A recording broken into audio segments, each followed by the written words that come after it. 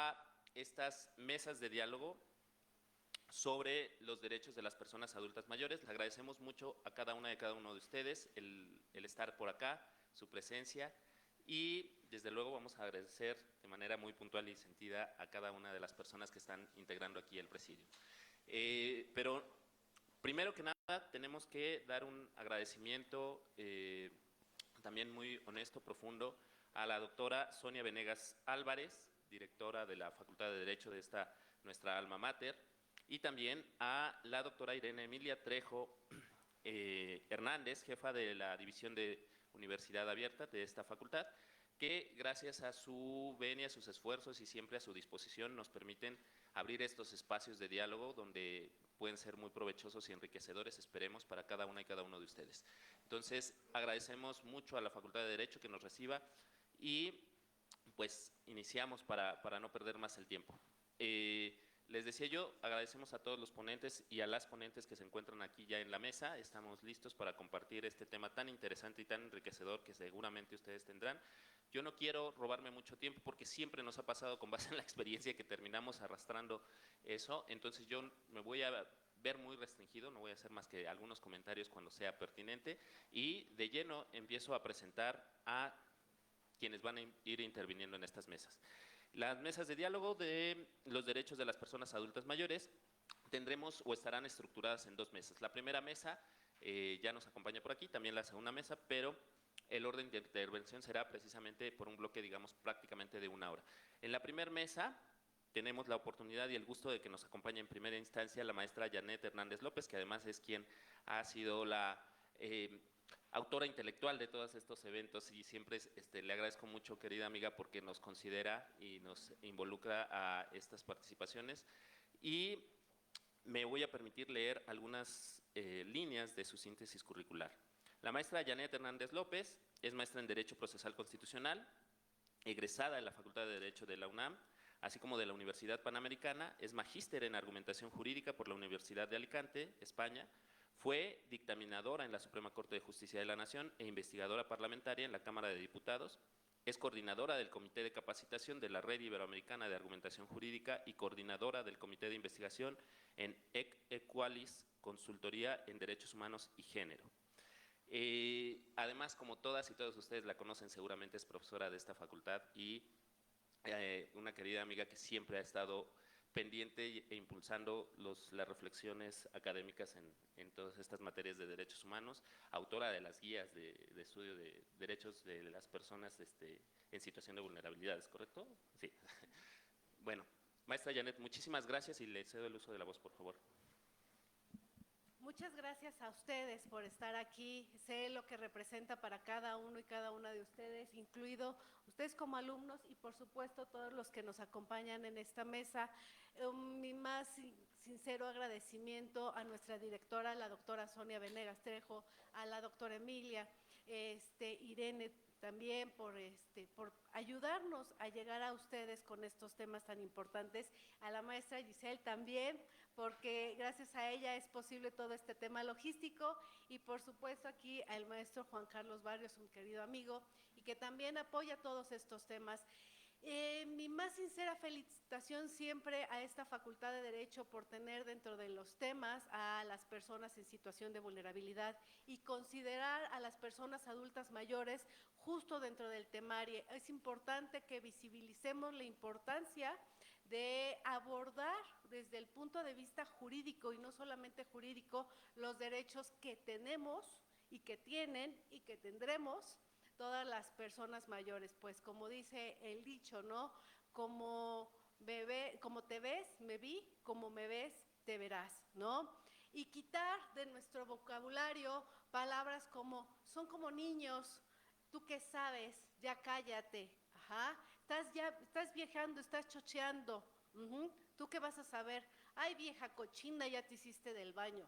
Esas y otras palabras las he escuchado desde la familia, la sociedad, el sector público, en los hospitales. Les he dicho constantemente a las y los alumnos que estuve con mi mamá acompañándola en un proceso de enfermedad durante mucho tiempo, y eso era lo que escuchaba a muchas de las personas que estaban al lado mío, que le decían a su familiar, vieja cochina, ya te hiciste del baño, me toca cambiarte, ¿no? La forma en que se dirigían hacia ellas y hacia ellos. Y yo me preguntaba, ¿y entonces dónde está el trato digno? ¿En dónde está el acceso a la información para que ellas y ellos sepan de manera plena cuáles son sus derechos? ¿En dónde está esta vida digna? ¿Dónde está esta participación activa en los sectores públicos, sociales, económicos, cuando muchas de las veces también alguien va a tocar la puerta a alguna institución y lo que le dicen, por razones de edad, usted ya no puede colaborar aquí? ¿O cuántas veces han querido aspirar a lo mejor a alguna beca para realizar estudios de algún tipo y por la edad ya no pueden acceder a esa beca porque rebasaron la edad? ¿O cuántas veces dentro de un trabajo lo que está pasando es que también por la edad son personas que son excluidas, ya no forman parte de las juntas, ya no se les capacita en materia de tecnologías, ya también se les relega a ciertas actividades porque no saben, ¿no? Pobrecitas, la brecha digital ya las rebasó. Entonces, bueno, pues manténla ocupada para que haga algo, para que desquite su salario, porque no se quiere jubilar. Ajá, y lo que dicen o lo que hacen dentro de las instituciones, relegarlas, acosarlas laboralmente para que la persona termine por irse. ¿Cuántas veces nos hemos puesto a platicar con las personas mayores de 60 años y les hemos preguntado cuáles son sus necesidades? ¿Cómo te podemos ayudar? ¿O cómo quieres participar dentro de esta actividad que estás realizando? Todo esto que he dicho forma parte de los derechos de las personas adultas mayores. ¿Quiénes son estas personas? Son personas a partir de los 60 años, que es lo que concibe la Ley de los Derechos de las Personas Adultas Mayores. La Convención dice, la Convención Interamericana sobre los Derechos de las Personas Adultas Mayores dice, puede ser a partir de los 60 años hasta los 65, no más de 65, ajá. O sea, da esa libertad para que los estados legislen respecto de la edad en la que van a ser consideradas personas mayores. Ojo, lo hemos visto mucho en clases y lo quiero recalcar aquí. Hemos tratado de erradicar la palabra adultos porque entonces solamente nos estamos refiriendo a un sector de la población que sería el sector masculino. Entonces la idea es justo que sean o personas mayores o personas adultas mayores. Y esto no lo digo yo, lo dicen sociólogas que justo lo que tratan es de visibilizar a todos los sectores de la población. Ahora bien, escuchaba y leía una frase hablando de este sector de la población que me impactó mucho. Y estoy hablando de personas en situación de guerra y personas también mayores, y que dice, su nieto la persuadió para que huyera, pero solo después de prometerle que algún día la traería, que traería su cuerpo de regreso y lo enterraría junto al de su hermano. Y al final ella dice, sin la ayuda de esta institución, la mayoría de nosotros moriríamos de hambre, dice. Pero necesitas más que solo una caja de comida. También necesitas interacción con otras personas para recordar que todavía eres un ser humano y no solo un número. Dejemos de ver a las personas como números, como porcentaje de la población. Recordemos y volvemos a ver a las personas en su forma plena. Reconozcamos su sabiduría, sus experiencias, sus conocimientos y dejemos que participen de manera activa dentro del sector social y económico. Y bueno, yo le dije hace un rato a la maestra Elizabeth que no me quería extender mucho en el tema porque quería que ustedes y nosotros nos acercáramos a las instituciones. Y qué mejor que ella para hablar del siguiente tema. Para ese caso, dejo el uso de la voz al maestro Juan Carlos Barrios. Muchas gracias. Muchas gracias, querida amiga maestra Janet Hernández.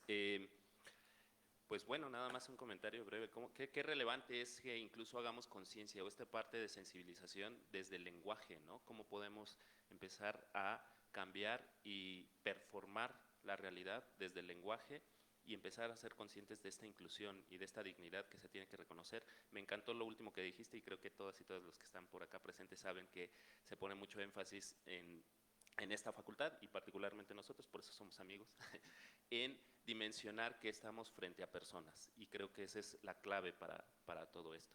y en todos los aspectos, personas que en algún momento pueden tener una situación especial y difícil. Este caso que referías de un cierto desplazamiento forzado, que al final requiere otro tipo de atenciones, es también interesante. Pero bueno, no me quiero entretener. Tú hiciste el favor de que tenemos la oportunidad de escuchar aquí a grandes juristas que están con nosotros invitados y en este caso, como bien ya lo anunciabas, está la maestra Elizabeth Ávila Aguilar y me voy a permitir leer algunas breves líneas de su currículum. Ella es abogada y servidora pública con más de 15 años de trayectoria en la Administración Pública Federal, especializada en derechos humanos, gestión pública, diseño normativo y políticas de igualdad y no discriminación. Ha desempeñado cargos directivos en instituciones del Gobierno federal, destacando su liderazgo en procesos de fortalecimiento institucional, vinculación intersectorial y coordinación de proyectos estratégicos con enfoque de derechos humanos. Cuenta con formación en Derecho en la Facultad de Estudios Superiores de Acatlán, con maestría en Administración Pública en el Instituto Nacional de Administración Pública y cursó el programa de alta dirección para dependencias y entidades públicas en dicha institución. Posee amplia experiencia en análisis legislativo, desarrollo institucional, ética pública, control interno, transparencia, planeación estratégica y mediación de conflictos. Y bueno, su trayectoria se ha desarrollado principalmente en el Consejo Nacional para Prevenir la Discriminación, CONAPRED, donde ha ocupado cargos directivos, entre ellos coordinadora de estudios, legislación y políticas públicas, coordinadora de vinculación, cultura y educación, directora de admisibilidad, orientación e información, así como titular del área de responsabilidades y del área de quejas del órgano interno de control. En fin, seguimos con bastante de su extenso currículum, pero quiero sobre todo que ustedes y todos nosotros podamos aprovechar su sabiduría y que nos comparta las reflexiones que nos trae aquí esta mañana. Y simplemente les comento, ella va a hablarnos básicamente o en términos generales de la forma de garantizar la inclusión social de las personas adultas mayores. Maestra, por favor, muchas gracias.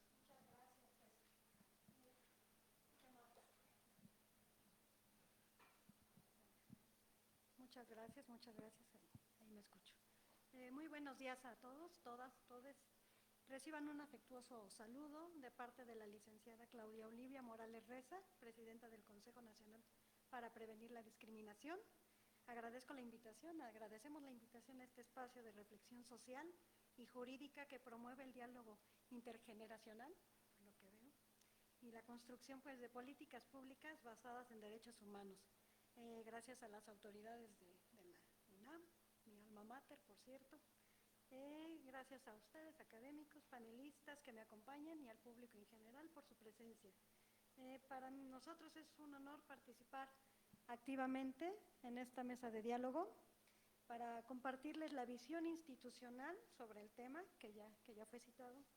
Y bueno, pues la vejez tiene que ser vista con un enfoque de derechos humanos, un asunto de profunda trascendencia que más que un tema demográfico o asistencial, se tiene que dilucidar como una etapa de vida del desarrollo humano, ya que los adultos mayores conllevan un cúmulo de experiencia y una profunda sabiduría, por lo tanto es toral que se reconozcan teniendo una participación social con autonomía en la vida económica, cultural, política y comunitaria. Un dato duro, en México, según INEGI, 18 millones de la población tiene 60 años o más, consideradas como adultas mayores, lo cual equivale al 14% de la población.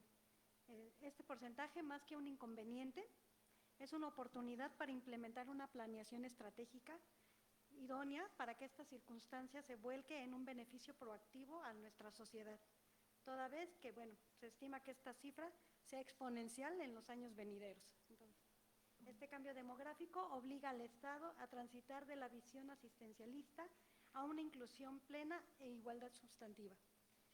Debemos entender entonces como la inclusión social a este proceso dinámico mediante el cual se busca garantizar las condiciones, oportunidades y medios necesarios, así como remover estas barreras estructurales, institucionales y culturales que impiden a las personas adultas mayores para participar en la vida social, económica, política y todos estos sectores del país para ejercer plenamente sus derechos.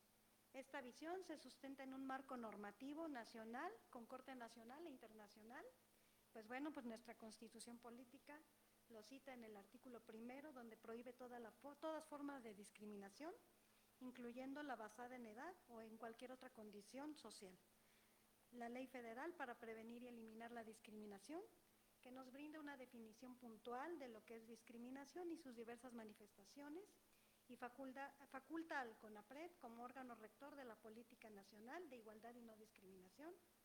La Convención Interamericana sobre la Protección de los Derechos Humanos de las Personas Mayores, adoptada en 2015 por la OEA y que México ratificó en 2017, y que establece obligaciones específicas a los estados parte de inclusión, participación y seguridad social.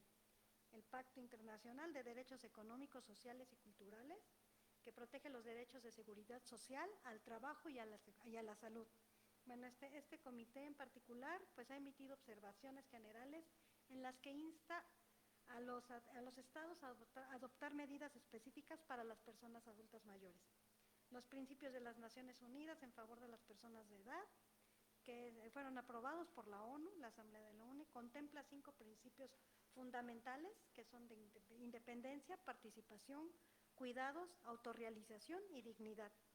La Agenda 2030 para el Desarrollo Sostenible, dentro de sus objetivos de desarrollo sostenible, pues obliga a los estados a adoptar políticas de inclusión y protección social, particularmente para personas mayores.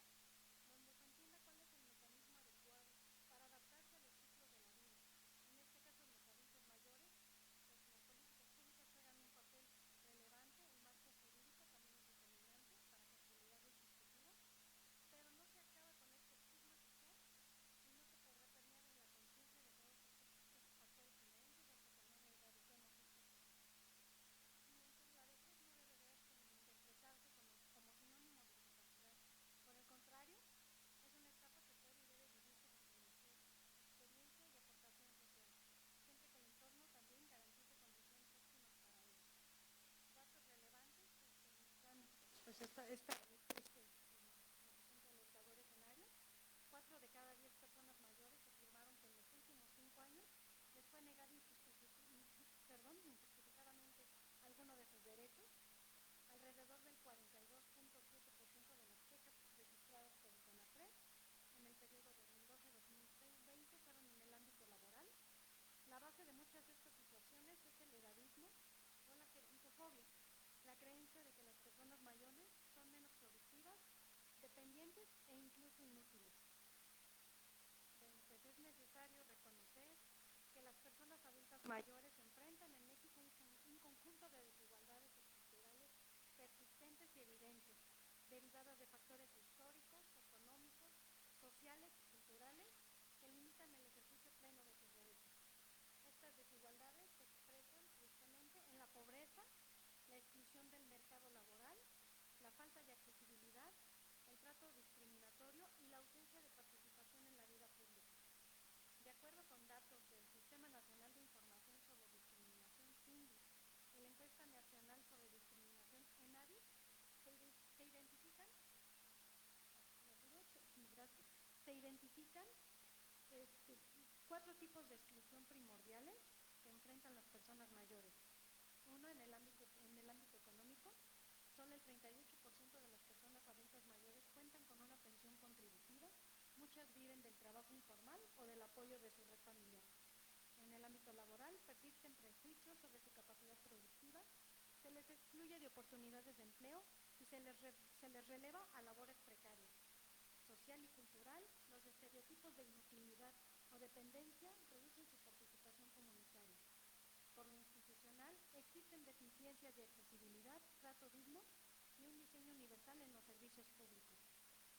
El enfoque con una visión productiva, utilizando herramientas adecuadas para el aprovechamiento focalizado de la experiencia de los adultos mayores, se puede convertir en una herramienta proactiva, encaminada a la productividad. Evidentemente, el tiempo es inexorable, no perdona, eso es una realidad, acaba con la fuerza y la salud, pero jamás acaba con la creatividad.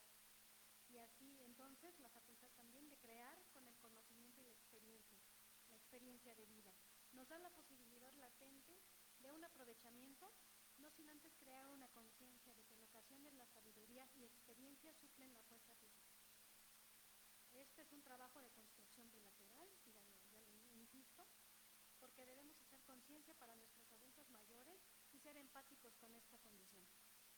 Bueno, pues desde el CONAPRED existen mecanismos para garantizar la inclusión social de las personas adultas mayores. No es una acción de política pública, es una responsabilidad ética y jurídica conjunta entre Estado y sociedad.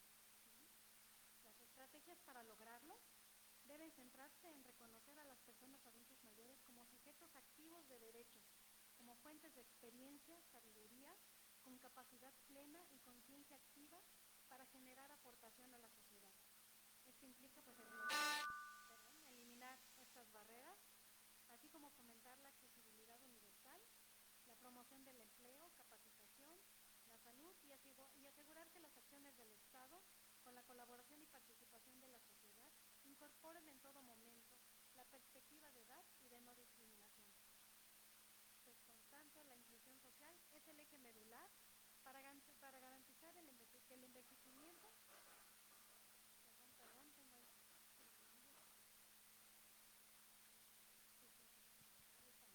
Ahí se sigue escuchando bien.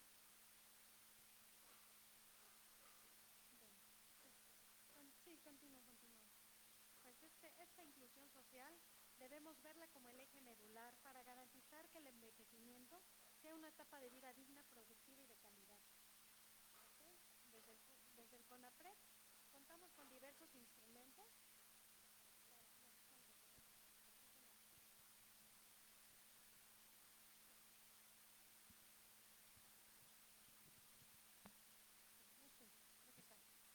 Mejor una disculpa, retomamos aquí rápido.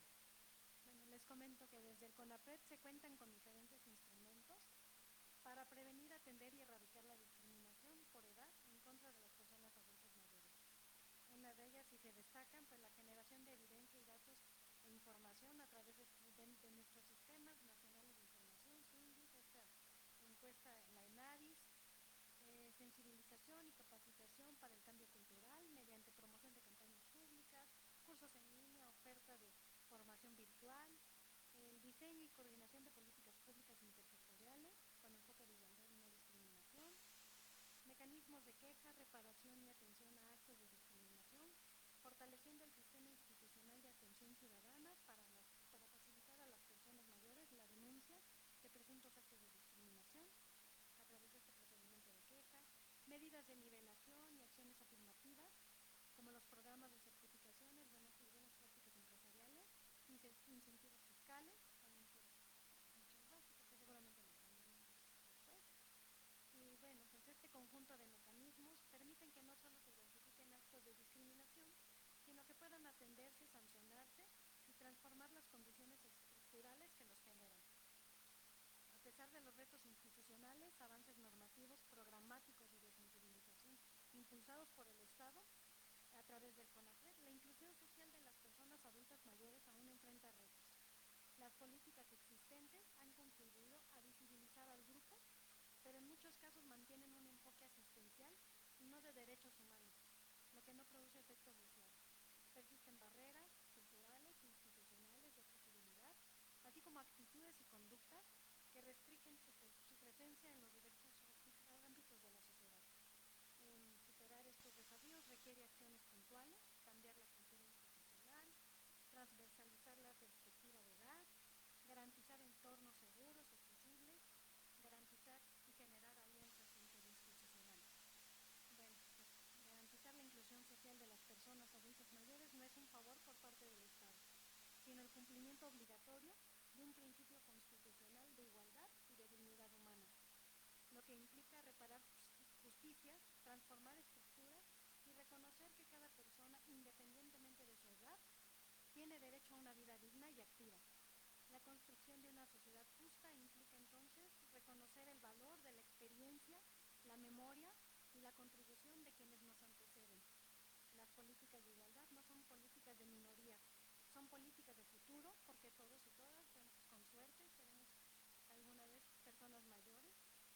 Desde el CONAPRED, pues reiteramos nuestro compromiso de seguir trabajando con todos los involucrados en este objetivo, para alcanzar pues, un México incluyente, libre de discriminación y con igualdad sustantiva para todas las edades.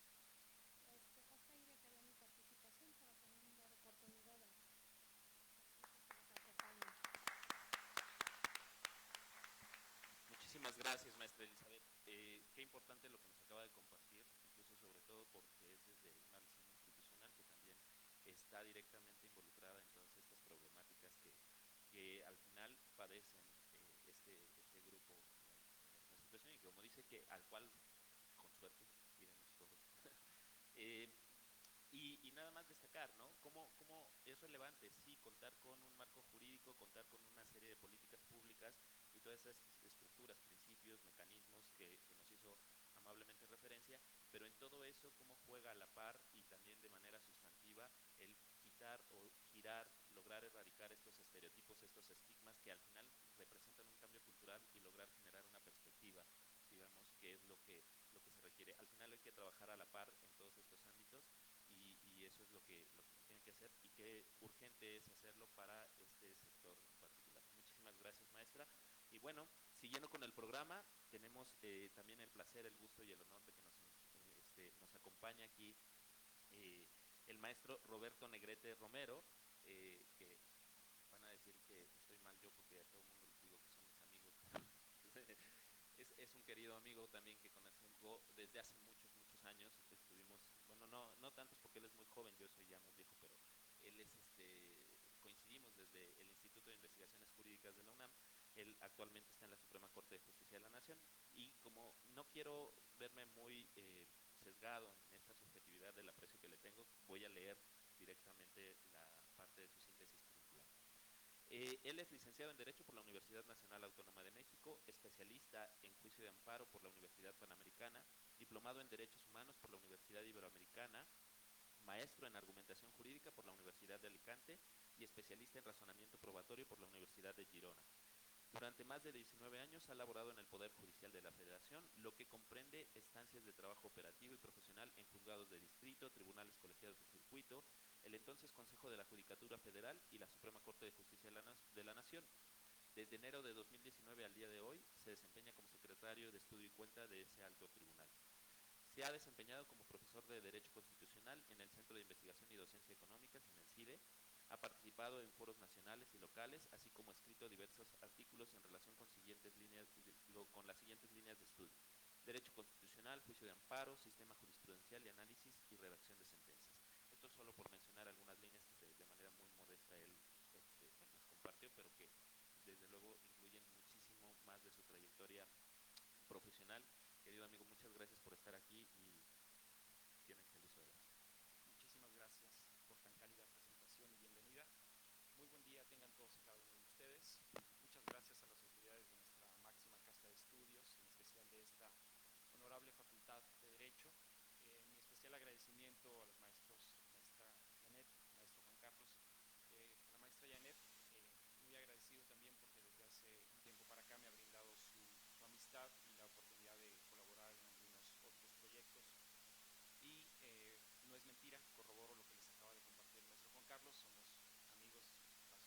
hace 18 años, 19 años, cuando nos conocimos en los pasillos del Instituto de Investigaciones Jurídicas de la UNAM. Y también un gusto ser parte de esta mesa de trabajo y compartirla con tan notables profesionistas. Un gusto estar con ustedes. Yo no les creía a mis profesores cuando yo estaba del lado donde se encuentran ustedes el día de hoy, y que nunca en realidad dejamos de estarlo, son simplemente lugares que intercambiamos. Yo no les creía a mis profesores cuando decían que los revitalizaba convivir con personas jóvenes, con las nuevas generaciones. Yo creía que era un lugar común para quedar bien con nosotros y hacernos sentir en un espacio de comunidad. Pero es 100% verdad, ¿no? No puedo estar más contento de estar el día de hoy con ustedes. Alegra el día incluso caminar por Ciudad Universitaria, sobre todo cuando uno se viene enfrascando en años de convivencia en cierto tipo de oficina, en cierto tipo de ambiente laboral, ¿no? En la realidad de este México tan complejo. Justamente con esta parte quería ir reconduciendo la charla que nos convoca el día de hoy. Ustedes conviven con un derecho mexicano que es fundamentalmente diferente del que a nosotros nos fue enseñado en las aulas. ¿No? Seguramente en sus clases de Derecho Constitucional y en el resto de asignaturas que se desprenden, se habrán dado cuenta que cuando les exponen a ustedes los temas, los instruyen en los temas actuales de procedimiento y también sustantivos, les hablan de reformas muy recientes, ¿no? Reformas que son incluso de cuando ustedes, por ejemplo, si están alrededor de los 20 años, ustedes estaban ingresando, por ejemplo, a la primaria, ¿no? Nuestro gran detonante, que es la reforma de derechos humanos de 2011 o la transformación del juicio de amparo en 2013, bueno, pues datan de esa época. Nuestro país ha enfrentado este desafío y ha planteado la transformación del derecho constitucional mexicano, de los procesos penales, laborales, civiles, mercantiles, y ahora incluso también de un año para acá enfrentamos una transformación en materia de justicia, ¿no? El derecho con el que ustedes están conviviendo es entonces completamente diferente, y eso ha acarreado numerosos desafíos, numerosos retos a partir de este tipo de reformas que han sido transversales. Quiere decir que eh, han considerado todo el espectro de lo jurídico, ¿no? Ustedes verán que ahora recurrimos mucho para explicar el origen de diversas transformaciones o revoluciones a la reforma constitucional de 2011. Pues bueno, a partir de esta gran transformación jurídica es que los tribunales, a partir del análisis de casos concretos y de los mecanismos de control constitucional de los que se dispone en nuestro país, comenzaron a dar respuestas diferentes de las que tradicionalmente conocíamos, a ciertos casos que para nosotros eran en lo familiar, en lo social, en nuestra convivencia, eran completamente habituales, ¿no? En el caso de la seguridad social, que es el tema que en parte nos convoca el día de hoy, y la protección de derechos humanos asociados a personas adultas mayores y a su entorno, que es algo en lo que voy a hacer un poquito de énfasis de aquí en adelante, bueno, pues las respuestas las encontrábamos en legislaciones emitidas a inicios de la segunda mitad del siglo XX. Entre 1950 y 1975 existieron numerosas reformas al régimen de seguridad social, ¿no? Que siempre se había visto como solo una pequeña esquina o solo un pequeño complemento de la justicia laboral o del derecho propiamente de los y las trabajadoras. Lo cierto es que, así como ocurrió con muchas otras asignaturas, eh, eh, nos alcanzó la transformación en materia de seguridad social. ¿Y cómo fue? ¿De dónde vino este impulso para tratar de dar diferentes respuestas cuando la realidad ya no podía ser explicada o ya no se ajustaba a lo que contemplaban estas normas que venían de los 50, de los 70? Estamos ya casi mucho más cerca del siglo, ¿no? Nosotros cuando nos hablaban de estas fechas de los 70, en el año 2000 que estudiamos la carrera, no nos parecía tan lejano, ¿no? Pero cuando nos presentan legislaciones de 1950 decimos, wow, ¿no? Con esa legislación vivieron mis abuelos, mis bisabuelos, para ustedes incluso un poco más alejado. Pero bueno, el impulso principal y determinante en el caso de los análisis prácticos de casos concretos vino, por supuesto, a partir de esta reforma de derechos humanos de 2011, pero para la comprensión de este entorno familiar, personal, donde están los auténticos, y aquí me tomo una licencia grande, los auténticos dramas de la vida diaria o los problemas que efectivamente llegamos, ahorita que regresemos, por ejemplo, a nuestras casas, a nuestros hogares, y platicamos con un vecino o escuchamos el problema de nuestro barrio, de nuestra colonia, sabíamos que el derecho no estaba dando las respuestas adecuadas. ¿Y cómo fueron construyéndose estas respuestas? Bueno, en principio a través del derecho familiar, familiar que está en los hechos muy conectado con el derecho de seguridad social. Si el derecho de seguridad social busca brindar un entorno de protección a la situación del trabajador después de que concluye su etapa económicamente activa o vinculada a cierta relación de trabajo, y esto dice, por supuesto, bueno, ¿y de dónde vas a obtener recursos para vivir? ¿Y de dónde va a obtener recursos tu familia? ¿Y de qué va a vivir tus hijos? ¿Cómo van a poder seguir estudiando? Porque el derecho familiar aquí fue determinante.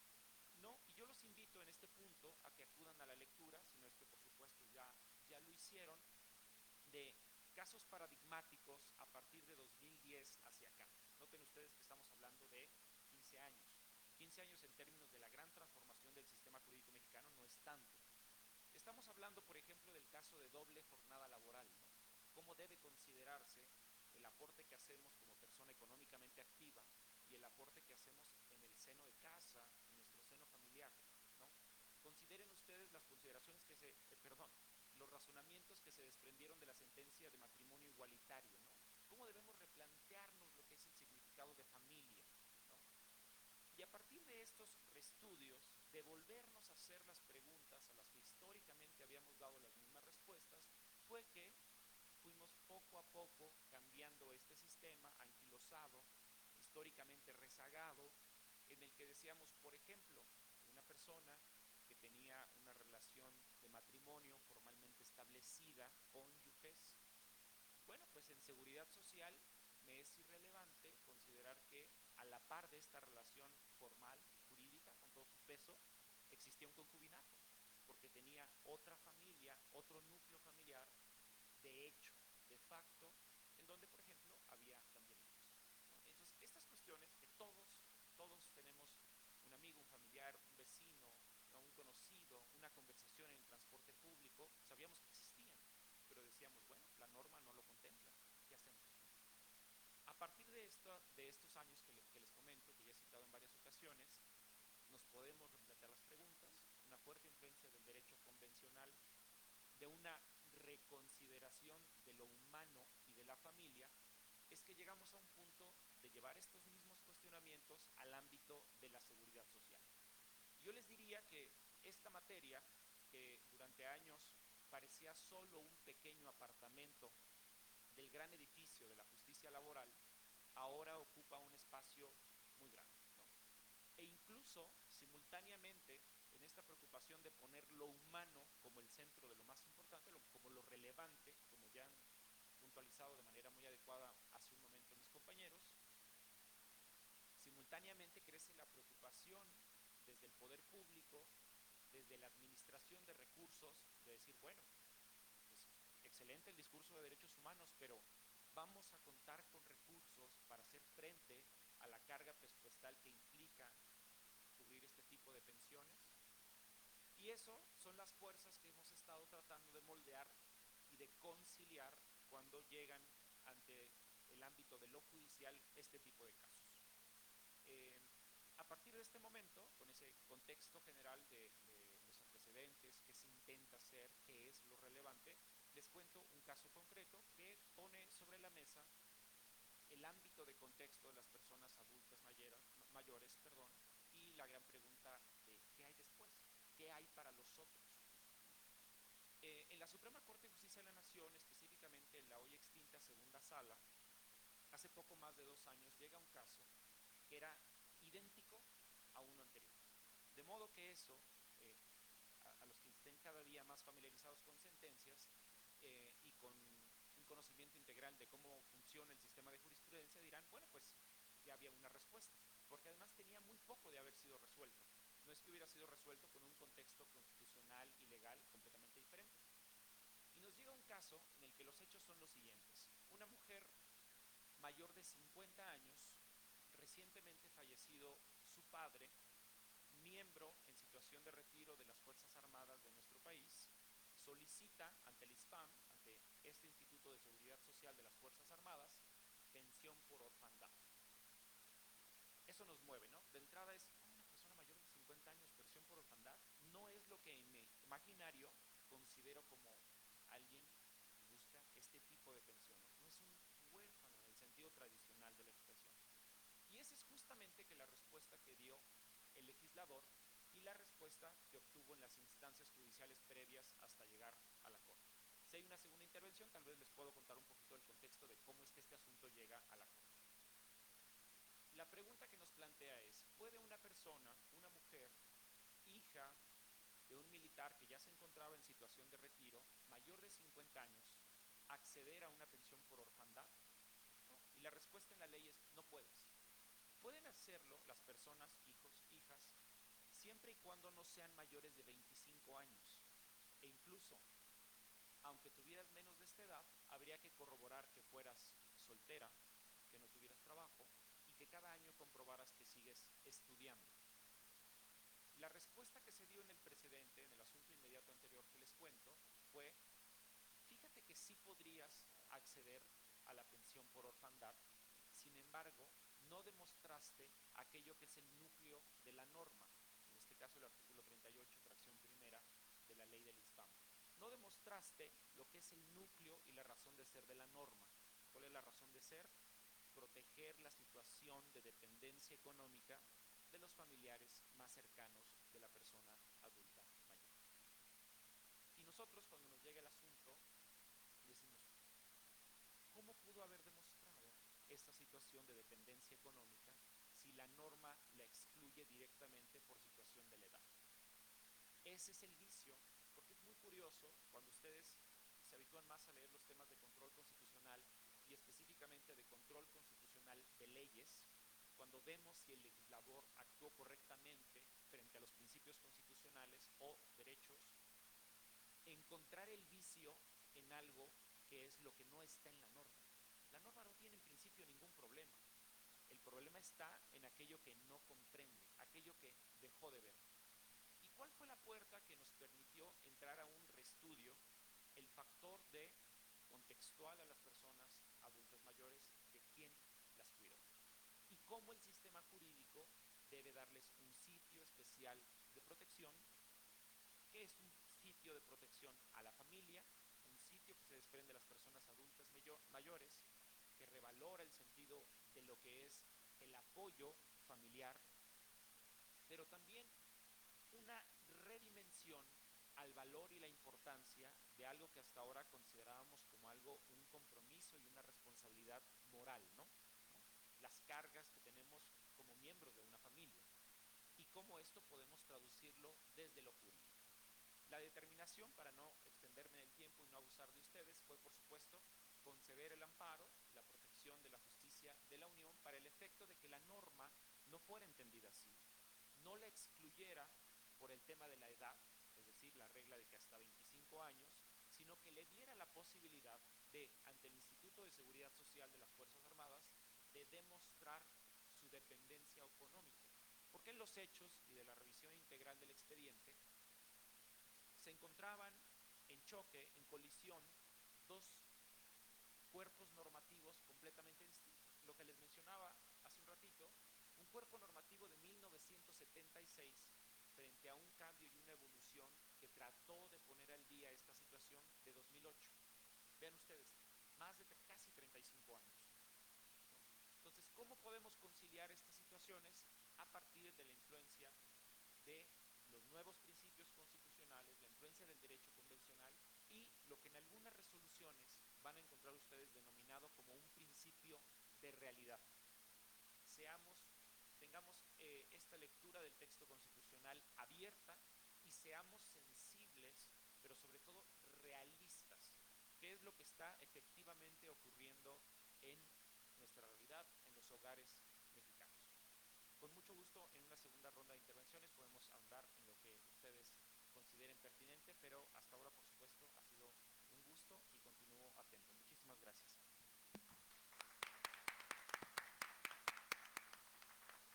Querido maestro Roberto, muchísimas gracias por la intervención y por la contextualización que me parece que sirve de mucho.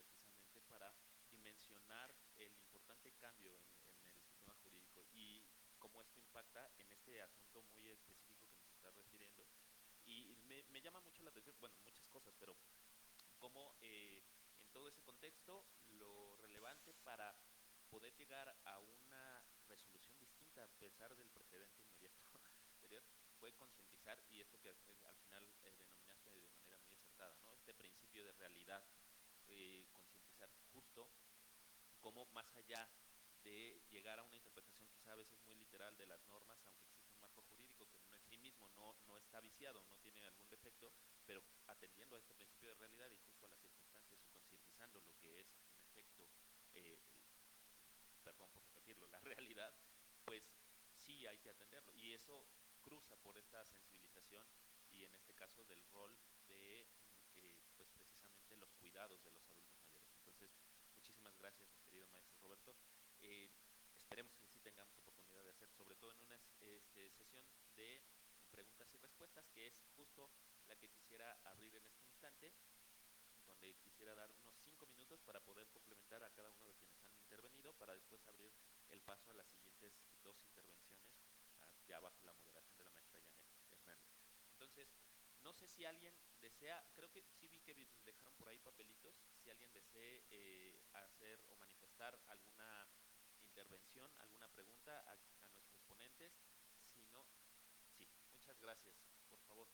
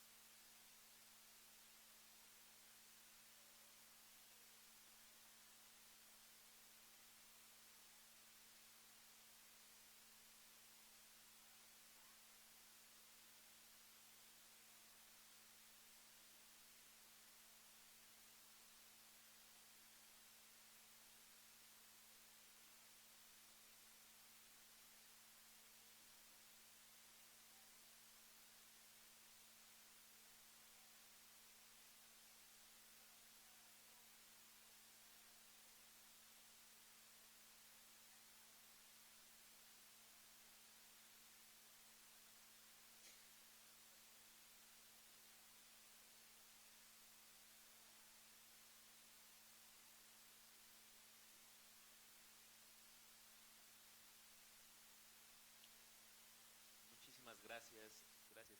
Vamos, si les parece bien, si no tienen inconveniente, dejamos que intervengan las personas que estén interesadas y después les cedo el uso de la voz para que puedan dar su opinión o la intervención pertinente. Por favor.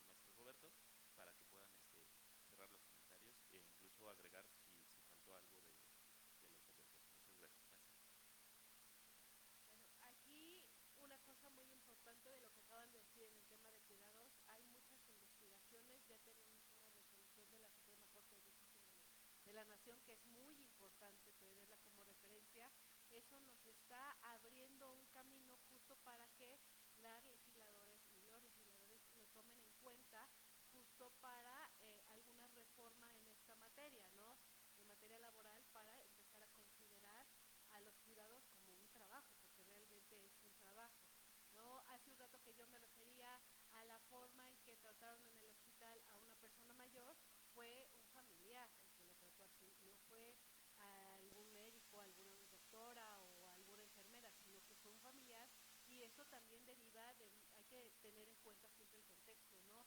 De el cansancio, del tiempo, de que justo dejan de atender su vida para enfocarse a la vida de otra persona, que en este caso es su familiar, y todo esto, entonces tenemos que considerar todos estos elementos, y seguramente vamos para allá, para que en algún momento ya nuestra legislación considere, a partir de los criterios de la Corte, estas modificaciones en la legislación tan necesarios, porque también hay estudios que para el 2050 la mayor cantidad de la población vamos a ser personas mayores, ¿no? Entonces ya es un cambio que se empieza a dar y que justo tiene como referencia las reformas en materia de derechos humanos de 2011.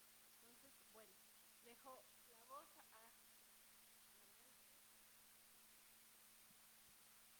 Muchas gracias, a ver si me acerco un poquito más, creo que no me escuchaba. Bueno, pues partimos con el planteamiento que nos hace. Efectivamente, bueno, pues esta doble carga que de repente representa muchas veces y en su mayoría para las mujeres en esta fase de cuidadores, se prevé por parte del Estado también dar una vigilancia y una garantía para este rol que desempeñamos en la mayoría de las mujeres, de la mayoría las mujeres en esta función de cuidadores. Sí hay instrumentos, ya hay normas que regulan esta condición.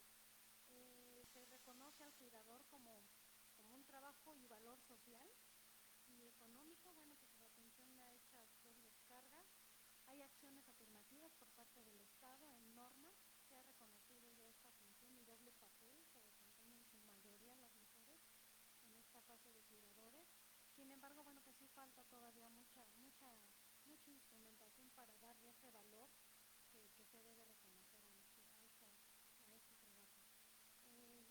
Esta parte también del aspecto social, de cómo se percibe a las personas adultas mayores, efectivamente, hay una situación en estas sociedades en donde desafortunadamente se perciben como una carga, se perciben como una situación de no aporte, cuando pues la valía de las personas adultas mayores se debería reconocer.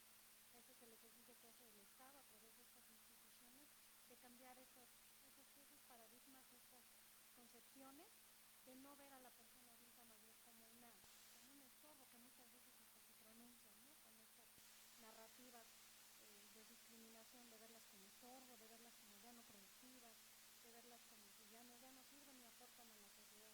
Sin embargo, pues es bueno resaltar que es la fuente de sabiduría, es la fuente de sabiduría, es lo que tenemos que resaltar en estas normas, en este trabajo normativo que se hace a través de estas instituciones pues, al que representa. No sé si ahí hay alguna...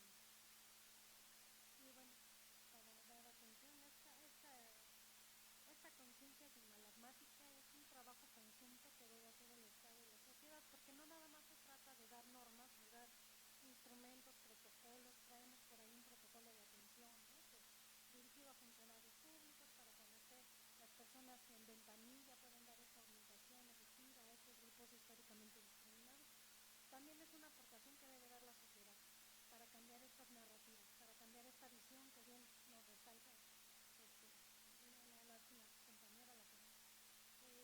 cambiar esta forma de concebir al adulto mayor y volverla productiva, volverla valiosa y valía a la sociedad.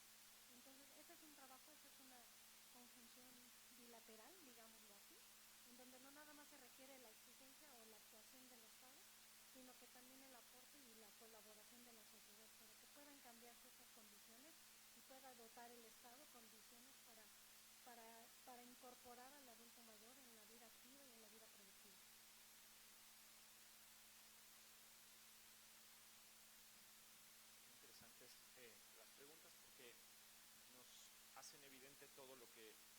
hay pendiente en nuestro país varias cosas sobre qué tan lejos está nuestra legislación de tener un sistema integral de protección para las personas cuidadoras de personas adultas mayores.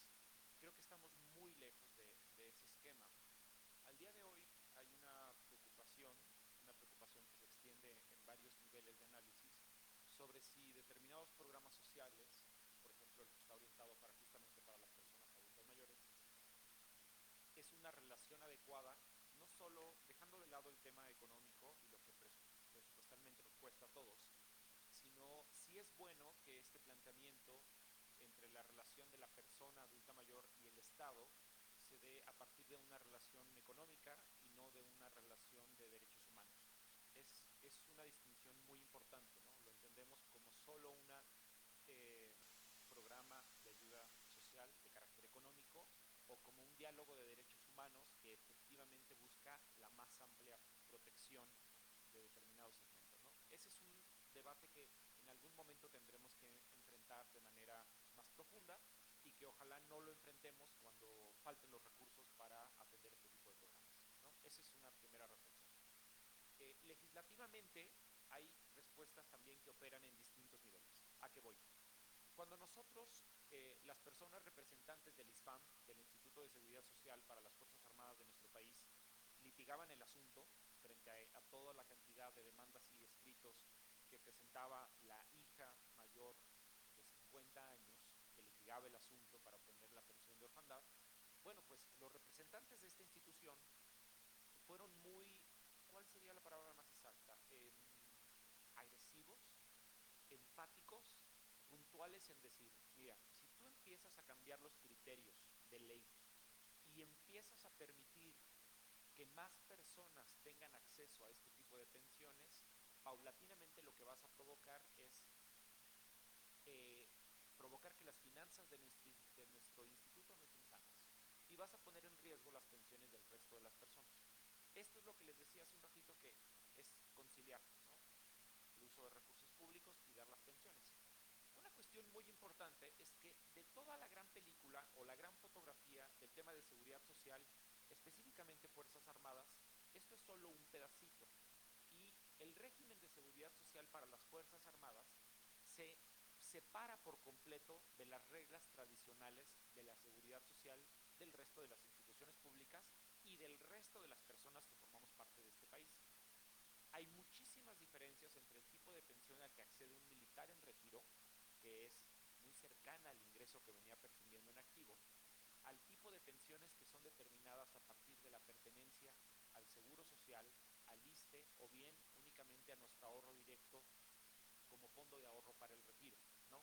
Entonces, cuando hablamos del tema de qué vamos a vivir después y qué tipo de mecanismos van a ser los que permitan enfrentar esta etapa de la vida con plena dignidad, la respuesta varía de caso a caso, porque en unos casos habrá depender de un esfuerzo gubernamental por empleo formal y crecimiento de salarios para poder ahorrar más para esa etapa de la vida, pero en otros segmentos como Fuerzas Armadas la respuesta viene directamente de lo que tú decidas, porque es una decisión de Estado el tipo de ingreso que quieres mantenerle una vez a la persona que entra en situación de retiro, que esto es completamente inusual, o solo se conoce en otros esquemas de retiro que se van a poner a revisión, como ya se anunció en los medios de comunicación, como es el de Comisión Federal de Electricidad y Petróleos Mexicanos, ¿no?, e incluso el de la extinta Luz y Fuerza del Centro, que muchos de los que están aquí lo conocieron, pero es un caso particular. Entonces, mi respuesta puntual es, falta muchísimo y además hay que hacer una revisión específica de cuál es el régimen al que pertenecemos. Desgraciadamente, nuestra respuesta con perspectiva hacia el futuro sigue siendo individual, porque va a depender esencialmente de nosotros y de nuestra planificación la protección más plena de la dignidad con la que habremos de enfrentar esta etapa. Pero no me quisiera extender. Muchas gracias por esas preguntas.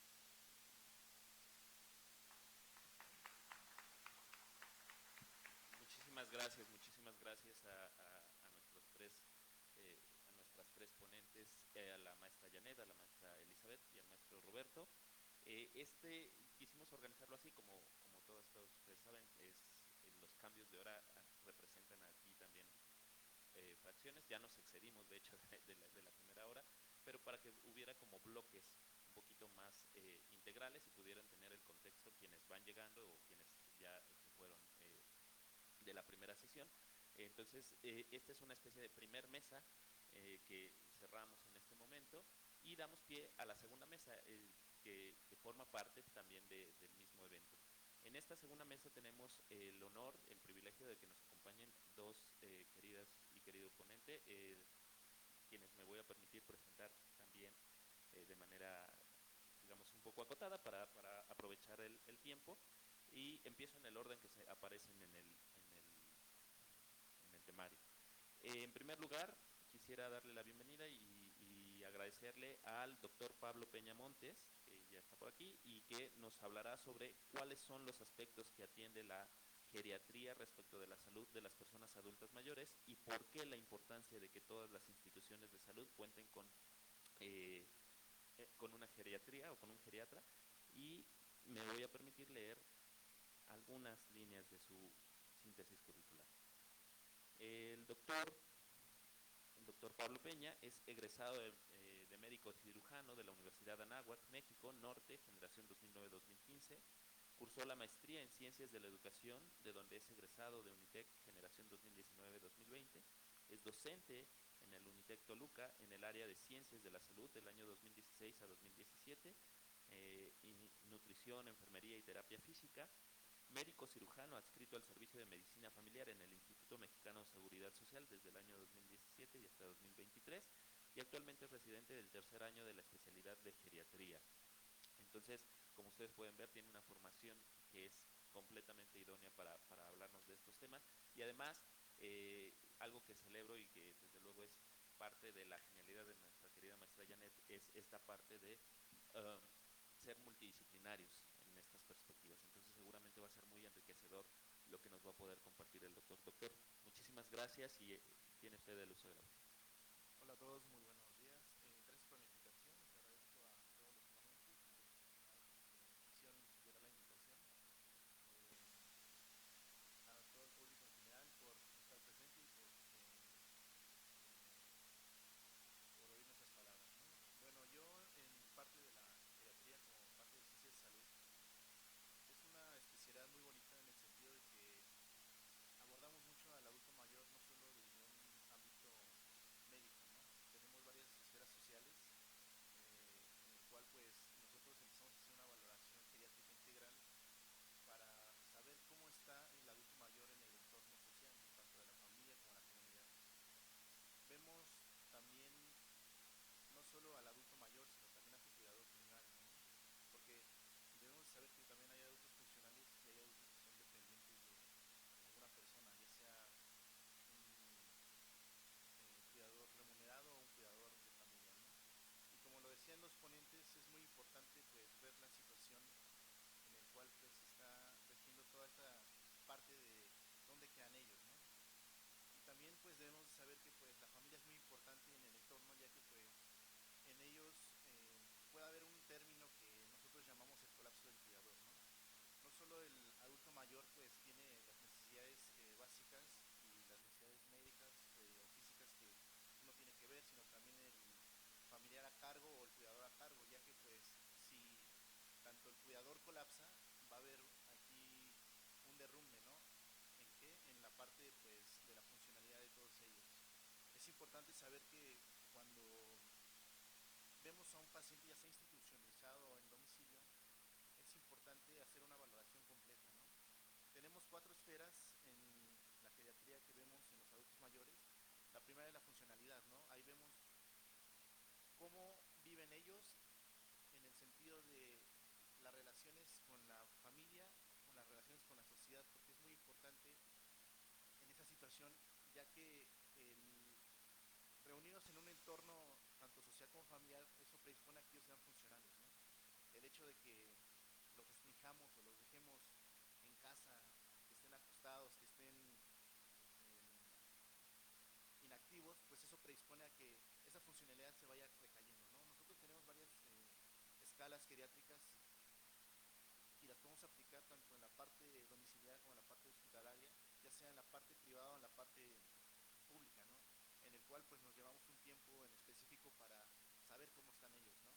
Valoramos la parte social, si realmente tienen una buena funcionalidad familiar, valoramos si realmente qué recursos tienen, ¿no? Y no es por andar criticando si tiene o no dinero, ¿no? Sino en el sentido de que pues el hecho de que un adulto mayor requiera mucha atención va más allá de solamente la parte social, sino también la parte médica. En ellos tenemos pues pacientes que son bueno, que tienen mucha multimorbilidad, ¿no? ¿Qué significa eso? Que son pacientes que tienen no solo dos enfermedades, pueden tener tres, las cuales pues estamos controlando, y pues todo eso los familiares también tienen que estar a cargo de ello. ¿Por qué? Porque hay adultos mayores en los cuales pues son muy funcionales y tanto las actividades básicas de la vida diaria como las actividades instrumentadas se tienen que preservar, ¿no? Un adulto mayor funcional pues es un adulto que va a poder realizar muchas situaciones, ¿no? Sin embargo, pues no hay que dejar no hay que dejar fuera a aquellos que realmente ya son muy dependientes de ello, ¿no? Porque en eso pues ya estábamos infringiendo en que pues realmente se pueda dar un abandono en ellos, ¿no? También vemos mucho de las esferas de la parte mental y psicológica, ya que bastantes de ellos pues tienden a presentar muchos trastornos psicoafectivos, ¿no? Ya sea como la depresión, la ansiedad, que son los más importantes, ¿no? Y muchos dirán, no, pues es que probablemente mi abuelo, mi padre, que ya es un adulto mayor, pues es normal, ¿no? Que tenga depresión, ¿no? Porque ya no se siente útil, ¿no? Sin embargo, pues esa mentalidad tiene que cambiar. ¿Por qué? Porque pues dependiendo de cómo los incluyamos en la sociedad, pues van a poder ¿cómo les diré? Van a poder desarrollarse, ¿no? Es importante también saber que pues si se predispone a que los adultos se abandonen, pues tienden a tener más patologías psiquiátricas, ¿no? ¿En qué sentido? En que pues no van a poder realizar actividades que les satisfagan, ¿no?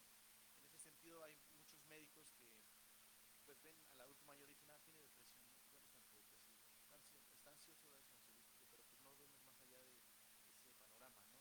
Realmente no podemos ver si realmente esa depresión se debe a alguna situación de abandono, realmente no vemos si realmente es un duelo, ¿no? Que está llevando. Y pues de ahí en fuera, pues la familia y tanto la familia cercana como los médicos, amigos, se tienen que poner las pilas en ese sentido, ¿no? Porque podemos esconder varias situaciones las cuales pueden ser reversibles, ¿no? Hay personas adultas mayores que realmente piensan que tienen un deterioro cognitivo, que ya pues, les empieza a fallar la memoria, pero realmente pues son predispuestas por estas situaciones patológicas, ¿no? Las cuales pueden ser reversibles. Hasta la misma nutrición, ¿no? Te puede llevar a qué, a un deterioro cognitivo debido a qué, a que pueda tener alguna deficiencia, ¿no?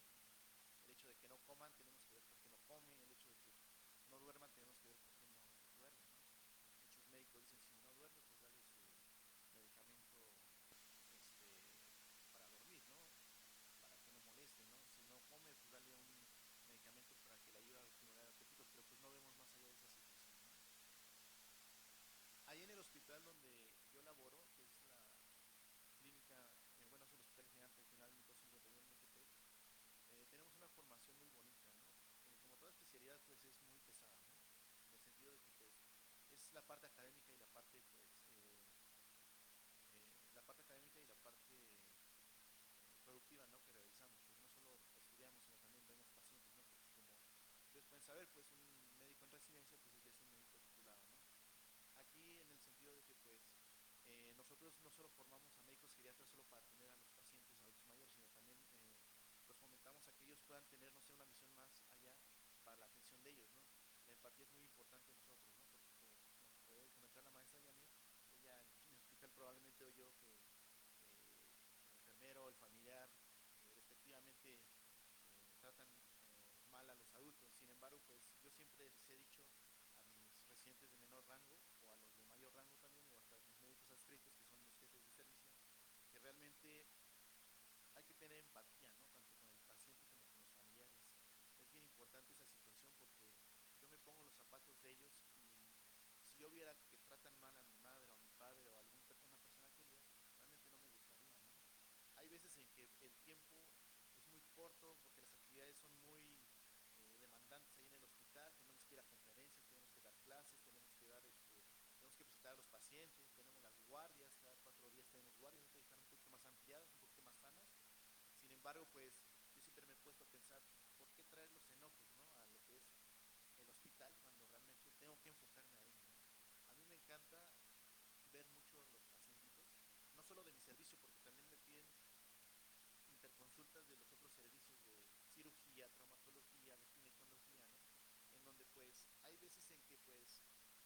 médicos no se enfocan mucho a todas las esferas, nada más se enfocan a lo de, tiene esto, dale este medicamento y si mejora, qué bien. Y si no, manda al geriatra, ¿no? ¿Por qué? Porque ya no sé qué tiene.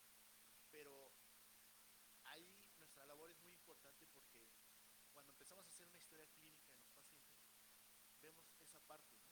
Los antecedentes familiares, los antecedentes patológicos, los no patológicos, cuál es su padecimiento actual, ¿no? Pero más allá de ahí, la exploración, la evaluación geriátrica integral va a ser muy importante. ¿Por qué? Porque son preguntas muy puntuales, ¿no? Y yo le digo a los pacientes que pues son muy cooperadores y muy funcionales, ¿no? Tienen que hablarme con la verdad. Porque si no hablan con la verdad, nosotros no podemos ayudarlos en este sentido, en que pues no sabemos qué les está afectando, ¿no? Y en aquellos pacientes que realmente ya no son funcionales y que son dependientes de un cuidado primario, también, o sea, los incluimos, ¿no? Porque hay veces en que los familiares se meten en contestar cuando el paciente lo puede realizar, ¿no? Eso es muy importante porque pues también los pacientes tienen autonomía, ¿no? En el sentido de que ellos, siempre hay que creerle a ellos, ¿no? ¿En qué sentido? En que pues nos van a dar datos muy importantes para esta historia clínica. Preguntamos dónde viven, preguntamos con quién viven, preguntamos los recursos en los cuales pues ellos pueden tener para su vida diaria, preguntamos la funcionalidad acerca de las actividades básicas de la vida diaria, preguntamos de las actividades instrumentadas, porque es muy importante que un adulto mayor las siga conservando, ¿no? ¿Por qué? Porque en eso los adultos mayores pueden inmiscuirse, ¿no? En los temas del trabajo, ¿no? Como decían, aquí hay pues mucha discriminación en ellos. Nosotros manejamos un término que se llama viejismo, ¿no? En el sentido de que ya no los dejan trabajar a cierta edad, ya no los dejan trabajar a cierta edad, ¿no? Pero al final pues todos tenemos los mismos derechos, ¿no? Nosotros tenemos los principios bioéticos, ¿no? En lo que es la parte de la medicina, ¿no? En el cual pues, se tiene que aplicar tanto para pacientes pediátricos con el consentimiento de sus padres, para los pacientes adultos jóvenes y los adultos mayores, ¿no? Todos tienen los mismos derechos bioéticos, la autonomía, la beneficencia, la no maleficencia, la justicia, ¿no? Y todo ello se tiene que brindar a ellos, ¿no? No solo porque pues me cae bien, le voy a tratar bien, no solo porque me cae mal, pues mejor lo dejo así, ¿no? A todos los pacientes hay que tratarlos por igual. Es importante pues una vez que ellos los rehabilitamos en el sentido tanto la parte médica como la parte ya de la integración ya para el alta, ver un plan geriátrico. O sea, no solo vemos de nosotros atendemos, damos medicamento y que se vayan. Posterior a eso, nosotros realizamos planes geriátricos en los cuales nos basamos mucho en los síndromes geriátricos, ¿no? Los síndromes geriátricos realmente son aquellas enfermedades que los hagan hacer disfuncionales, que los tengan en abatimiento funcional, ¿no? Ejemplos de ellos, la desnutrición, la fragilidad, la sarcopenia, la depresión, la ansiedad, trastornos del sueño, hasta los propios trastornos de la alimentación, ¿no? Es muy importante ver todas esas esferas. ¿Por qué? Porque no solo la medicina pues ve la cosa médica y de trátalo y vámonos, ¿no? Tenemos que ver por qué esa causa le está afectando al paciente, ¿no? Hay pacientes que nos interconsultan y nos dicen, es que está hipertenso, es que tiene frecuencia cardíaca alta, ¿no? No sé qué tiene, ¿no? Y cuando vas viendo tiene dolor, es lo único que presentan los pacientes, ¿no? Y no solo físico, también puede haber un dolor mental, ¿no? En el sentido de que hay gente que el simple hecho de que se mantengan con depresión o ansiedad, eso los puede predisponer a que presenten un descontrol en sus enfermedades, ¿no? O sea, no solo puede haber un buen control solo con medicamentos, aquí tiene que haber un ámbito muy global, ¿no? En el sentido de ver por qué, ¿no? ¿Por qué está sufriendo el paciente, ¿no? Hay que tratarlo de una manera integral.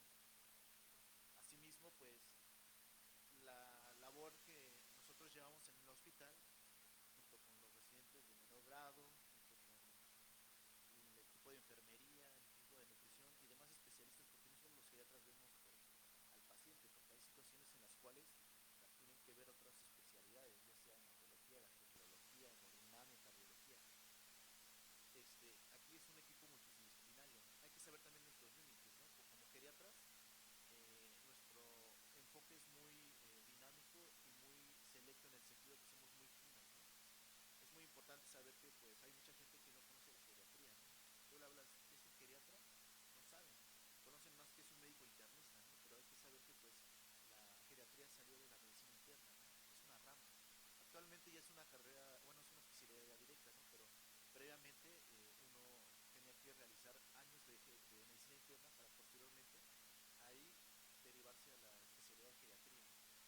en geriatría vemos las cosas finas de cada patología, ¿no? ¿En qué sentido? En que no todo adulto mayor va a tener la misma fuerza o la misma reserva funcional que un adulto joven, ¿no? Y ahí nos diferencian los especialistas. Yo no digo que no son importantes, porque todos somos importantes, hasta el médico interno, ¿no? Que es el médico del pregrado que está haciendo sus prácticas, ¿no? En el sentido de que pues tenemos que dar un enfoque fino, ¿no? Muchas personas piensan que nada más por leer las guías mexicanas o internacionales, americanas, europeas, tiene esta patología, vamos a darle el tratamiento como lo dice la guía. En la geriatría no es así. En la geriatría tenemos que valorar qué medicamento es el más apto para este paciente. ¿Por qué? Porque puede haber medicamentos que le pueden predisponer a las caídas a los pacientes, ¿no? No es lo mismo tratar una hipertensión en un paciente pues no frágil a uno frágil, ¿no? No es lo mismo tratar a un paciente de 25 a 35 años de hipertensión a un adulto mayor, ¿no? Las pautas son muy diferentes, ¿no? Muchos dirían, no, pues es que a mí me han dicho que la presión es 120-80, ¿no? Pero para un adulto mayor no es lo mismo. Va a depender en el contexto si es funcional, si camina, si está mucho tiempo encamado, dependiendo de las escalas que nosotros valoramos de la movilidad o la dismovilidad. Todo eso pues es muy importante porque son cosas finas que nosotros vamos dando, ¿no? Probablemente va a haber especialistas que nos digan, no, está mal, ¿por qué? Porque esto tiene que llevar estos 5 medicamentos para esa patología. Sin embargo, pues se tiene que ver de manera integral si realmente le va a beneficiar o no. También hay pacientes ya adultos mayores en los cuales ya tienen criterios de terminalidad, que no significa que van a morir, ¿no? Significa que pues, realmente tienen una enfermedad que puede predisponer a que si algún evento estresante llega en ellos, ya sea una infección, una descompensación o algo, puede predisponer a que su mortalidad sea más rápida, ¿no? Entonces, en ese sentido, nosotros ahí predisponemos a que los tratamientos son muy especializados y muy específicos para cada paciente. Es importante, pues, también saber qué piensa el familiar, ¿no? Porque en el sentido de que, pues, en una hospitalización el paciente puede estar en delirios, ¿no? En un estado confusional agudo en el cual, pues, realmente, si tú le explicas las cosas, realmente, pues, no las va a entender, ¿no? Aquí, pues, es muy importante, pues, como les decía a mis compañeros y a todas las personas que conozco y que realmente me pueden, bueno, pues me preguntan acerca de la especialidad, realmente es una especialidad bonita en el cual pues nosotros vemos de manera integrada a la persona adulta mayor. Es muy importante que pues realmente pues el entorno sea muy empático, ¿para qué? Para que realmente no digan, solo me tratan bien en el hospital privado, ¿no? Hay que tratar bien tanto en el hospital público como en el privado o en domicilio como la parte institucional, ¿no? Realmente la geriatría pues es una especialidad derivada de la medicina interna que realmente ve de manera integral a la parte del adulto mayor, ¿no? En las 4 especialidades que les había comentado. Gracias.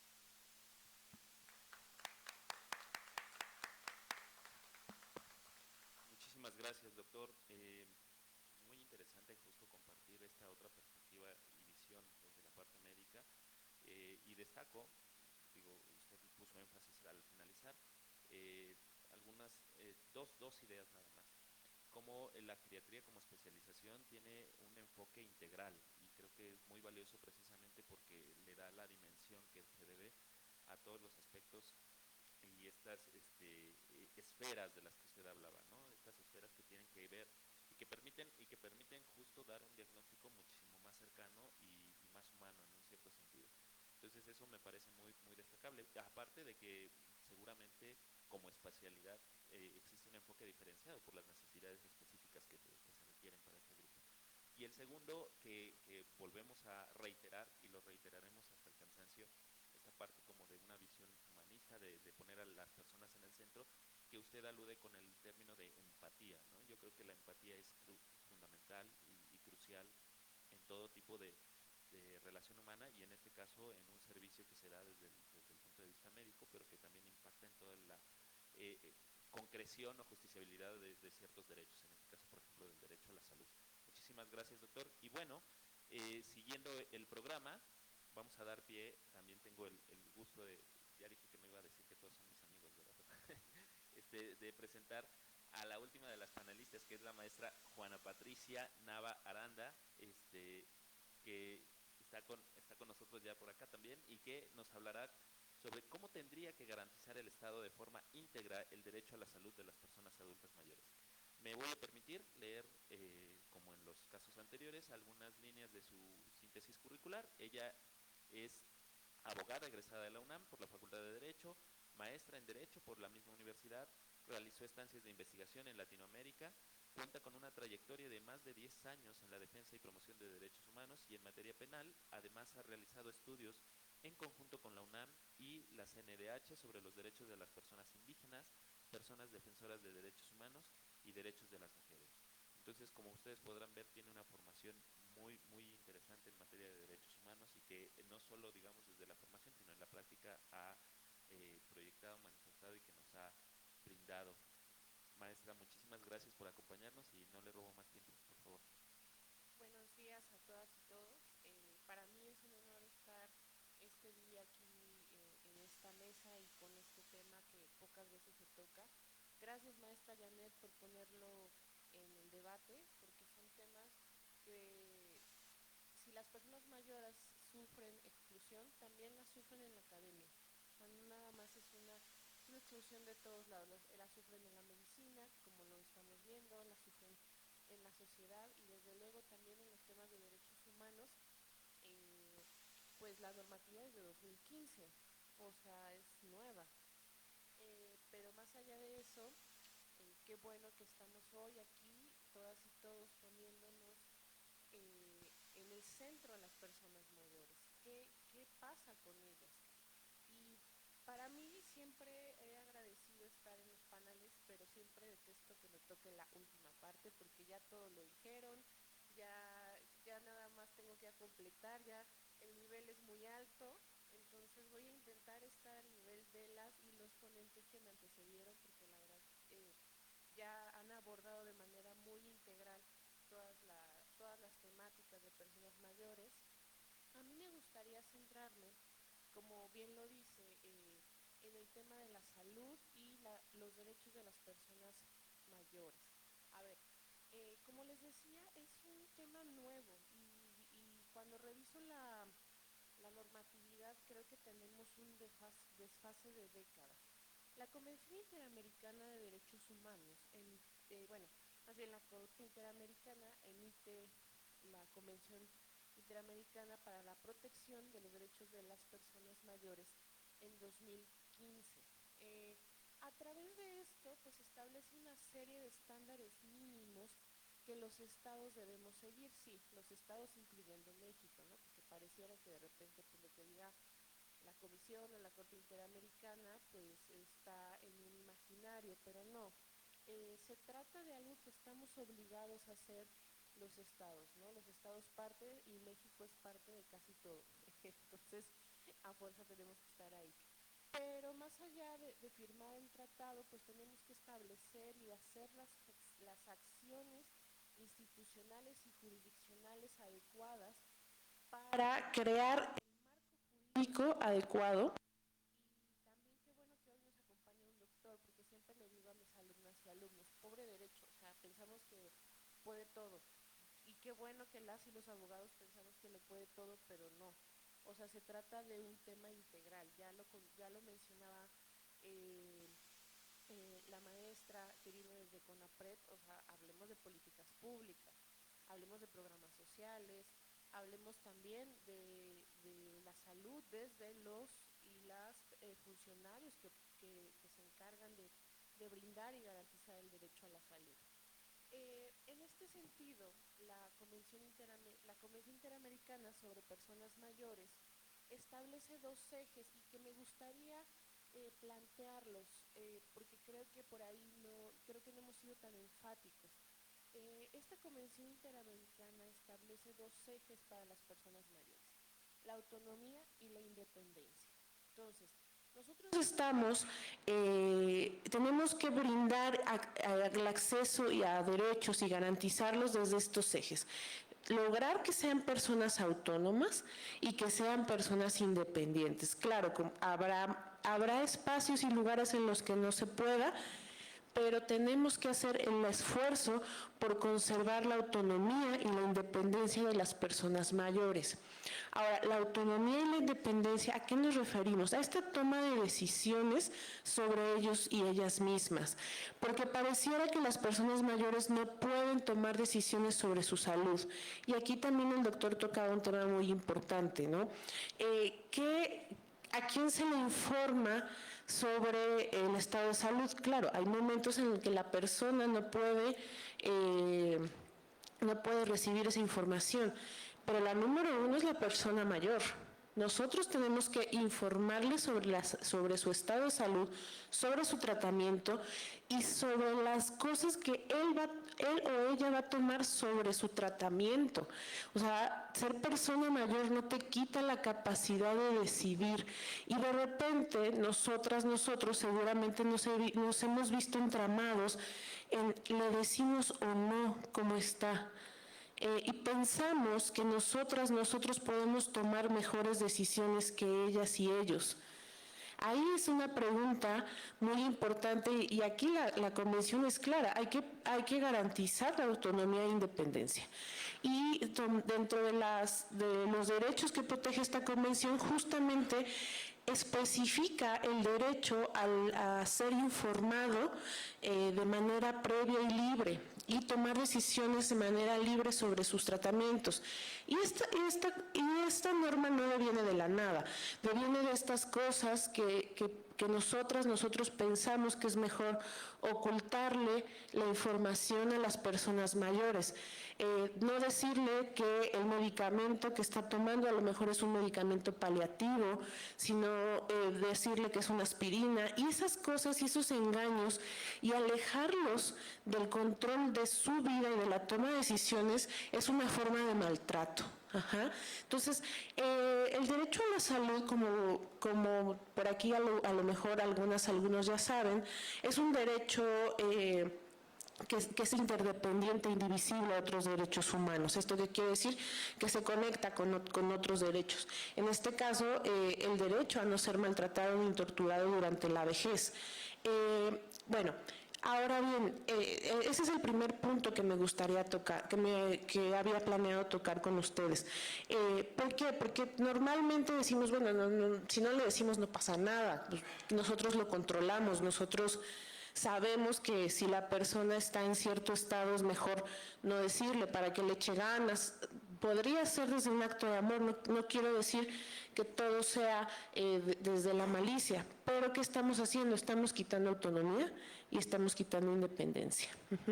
Entonces, otro de los principios rectores de esta Convención Interamericana es la dignidad humana, y parte de la dignidad humana es tomar decisiones sobre mí mismo y sobre mí misma, ¿no? Entonces, es muy importante que este derecho a la salud sea informado, que sea mi tratamiento, los medicamentos que estoy tomando, cuáles son los siguientes pasos que voy a tomar, si me quiero operar, no me quiero operar, quiero hacerme la hemodiálisis o no me quiero hacer la hemodiálisis. Comparto aquí hemodiálisis porque mi papá vive con insuficiencia renal, ¿no? Entonces para mí es un término cotidiano. Pero son cosas que tenemos que establecer en la autonomía y la independencia. Ahora, ¿qué más nos ofrece esta Convención Interamericana sobre el derecho a la salud? Habla sobre 3 momentos de la salud en las personas mayores, que es la prevención. Sí, para los adultos y las adultas mayores también hay momentos de prevención de enfermedades, porque pensamos que las personas mayores ya no pueden prevenir nada, ¿no? Ya están enfermas y asociamos con eso. Entonces la Convención Interamericana nos dice, no, sí hay que prevenir, hay que promover y hay que atender. Son estas 3 fases del derecho a la salud que tenemos que garantizar desde el Estado. Y esto también a la vez nos lleva a las 4 máximas del derecho a la salud. ¿A qué me refiero con las 4 máximas? Bueno, el derecho a la salud se debe de garantizar en el nivel más alto posible para las personas mayores. No porque sean personas mayores vamos a dejar de garantizar el nivel más alto. No tienen menos derecho, ¿no? Alguna vez por ahí he escuchado, pues es que ya vivieron, ¿no? Es que ya está muy grande, ¿ya para qué? No, las personas mayores, y lo dice la Convención, tienen derecho al disfrute al nivel más alto posible de la salud. ¿Y cuáles son estas 4 máximas de las que le hablaba? Bueno, el derecho a la salud para las personas mayores tiene que ser disponible. Justo, a ver, ¿de qué me sirve un hospital con miles de especialidades, pero me queda a 50 kilómetros? O el único geriatra de Oaxaca no es accesible a mi comunidad. Entonces, el derecho, ahí no está disponible el derecho a la salud. La calidad, bueno, el otro punto es que el derecho a la salud tiene que tener cierto grado de calidad. Y esta calidad sí tiene que ver con un tema de cientificidad, que yo estoy dándole los medicamentos adecuados, que el tratamiento es el adecuado. De que, insisto, estoy en el mejor hospital de la zona con el mejor geriatra, pero resulta que el tratamiento que me están dando es de los 1970 porque el doctor nunca se ha actualizado, ¿no? O porque el protocolo de ese hospital así lo manda. También a veces culpamos a las y los doctores y no sabemos qué hay detrás de la institución. La otra máxima es la accesibilidad, es decir, que yo puedo acceder. Supongamos, bueno, pasó en COVID un poco, creo que COVID nos trajo muchas preguntas bioéticas. ¿A qué me refiero con accesibilidad? A ver, tengo 100 camas. ¿A quién se las voy a dar?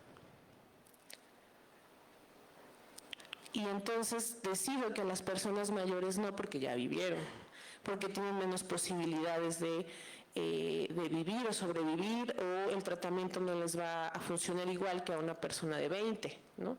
Entonces, eso se refiere un poco a la accesibilidad, ¿no? Que tiene que ser el principio de no discriminación. El derecho a la salud no se puede dar a unos sí, a otros no, a unos poquitos y a otros mucho, porque es más joven y porque va a tener una vida y todavía le falta vivir, pero no sabemos qué tipo de vida vaya a vivir también, ¿no? Estamos tomando decisiones sobre otras personas.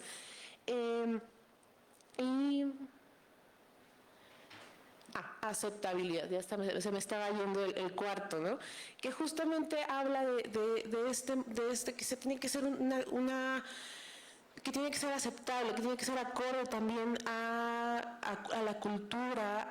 Por ejemplo, hablemos de interseccionalidades, personas mayores indígenas, ¿qué tipo de tratamiento necesitan, no? Tiene que ser aceptable. Tenemos que tener estos 4 ejes y estas 4 esferas del derecho a la salud para poder decir que estamos garantizando el derecho, el disfrute más alto de la salud. Y bueno, también me gustaría tocar el tema que habla la Convención Interamericana, que me parece muy interesante, porque la estructura mental que nosotros tenemos de las personas mayores siempre nos juega mal. ¿Qué otra cosa, qué otro derecho o qué parte del derecho a la salud toca esta convención? Los derechos reproductivos y sexuales de las personas mayores. Entonces, por ahí pensamos que no relacionamos la sexualidad, los derechos reproductivos ni sexuales con personas mayores. Pensamos que ellas y ellos no tienen acceso o que a esa edad no es necesario tener ni la prevención ni la atención sobre este punto. Entonces, también es muy importante desmitificar todo lo que pensamos y todo lo que creemos de las personas mayores. Ahora, la Convención Interamericana también nos dice que hay que fortalecer los servicios de salud. Habla de geriatras, habla de la especialidad que debe de tener las personas, pero también habla de algo que es el sistema de cuidados. Y el sistema de cuidados también es un tema transversal y de acceso al derecho a la salud. ¿El sistema de cuidados a qué se refiere? Bueno, al derecho que tengo a ser cuidado, que a alguien me cuide y al autocuidado, ¿no? Entonces, este es muy importante, este sistema de cuidados, porque también recientemente la Corte Interamericana sacó la última opinión consultiva sobre el sistema de cuidados y hace un apartado específico sobre personas mayores. Y aquí viene otra vez, las personas mayores también pueden decidir sobre los cuidados, sobre el tipo de cuidados que reciben. Quién los cuida también es su decisión, ¿eh? O sea, no es como la enfermera que me cae mal y que ya nos llevamos mal, pues porque es por la que mi hijo o hija quiere. Y para cerrar el tema, también me gustaría, bueno, yo intenté traer a la mesa algunos tópicos que no suelen tocarse, ¿no? Como es el de los derechos reproductivos y sexuales de las personas mayores, el sistema de cuidados, que es un tema muy nuevo, pero nadie sabe cómo por dónde entrarle, estamos como, bueno, sí hay que hacerlo, pero no sabemos cómo. Y finalmente, algo que yo ayer revisaba, las opiniones consultivas, y me encontré una opinión consultiva sobre personas privadas de la libertad y personas mayores. O sea, esto es muy importante. Pensamos igual en nuestro imaginario que las personas mayores pues no están en la cárcel, porque son muy buenas, viejitas y están sentadas tejiendo. Más allá de esta mitificación, es decir, a ver, si vamos a tratar a las personas mayores con dignidad, ¿qué hacemos con las personas mayores que se encuentran privadas de la libertad y qué hacemos con su salud? O sea, son dos temas bien importantes. Esta opinión consultiva, ¿qué nos dice? Esta opinión consultiva establece que en caso de que una persona mayor tenga una pena privativa de la libertad, hay que buscar una medida que no sea esa. Y para eso hay que también valorar su estado de salud. Entonces los jueces tendrían que estar valorando el estado de salud de las personas mayores antes de dictar una pena privativa de la libertad. Ahora, la opinión también nos dice, bueno, si no es posible, si la única forma es una pena privativa de la libertad, el Estado tiene que asegurar que dentro de reclusión esta persona reciba la atención médica como si estuviera en libertad. Y tienen que tener una interseccionalidad de adecuación para que personas mayores. Entonces, con esto me gustaría cerrar y comentarles a todas y todos que el derecho a la salud de las personas mayores tiene muchas aristas que a veces no olvidamos. Pensamos que es darles un medicamento, que lo reciban en el IMSS, y no, tiene demasiadas aristas y es una forma de asegurar una vida plena. También la Convención habla sobre alargar la esperanza de vida de las personas mayores. ¿Y a qué se refiere con esto? Y no solamente habla de la esperanza de vida, sino una vida digna. Es decir, no queremos vivir cualquier vida, queremos vivir una vida digna. Y esto también es para las personas mayores, ¿no? Lograr que a través del derecho a la salud puedan alargar su esperanza de vida, pero también tener acceso a una vida digna. Entonces, muchas gracias a todas y todos. Espero que haya sido un poco interesante lo que comentamos por acá.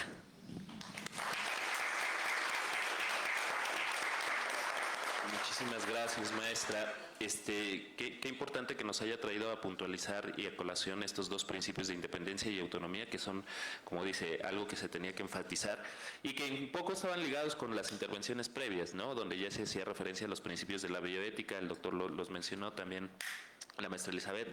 Entonces, creo que esto justo embona para dar cuenta de todo lo que tenemos que poner en la mesa y ser conscientes para poder lograr, pues un poquito ir avanzando cada vez más en esta tarea que todavía falta mucho por hacer para garantizar los derechos de las personas mayores. Gracias también por traer estos 4 principios del derecho de la salud y todo lo que nos ha ya, digamos, puntualizado. Yo no quiero extenderme más, simplemente agradecer. Pensaba darles un par de minutos todavía a cada quien de la mesa, pero ya la hora está encima, entonces más bien le daré la palabra a la maestra Janet para que nos comparta alguna conclusión, algunos últimos puntos. Y agradecerles simplemente tanto a los panelistas, a los panelistas, muchas gracias por el honor que nos hicieron de estar aquí con nosotros y compartirnos sus conocimientos, sus reflexiones, y desde luego muchas gracias a todo el público, a todas ustedes, a todos ustedes, todos que están aquí y que espero que hayan hayan sido de su agrado y muy enriquecedor con todas estas reflexiones. Maestra, pues le dejo el uso de la voz para las conclusiones. Gracias.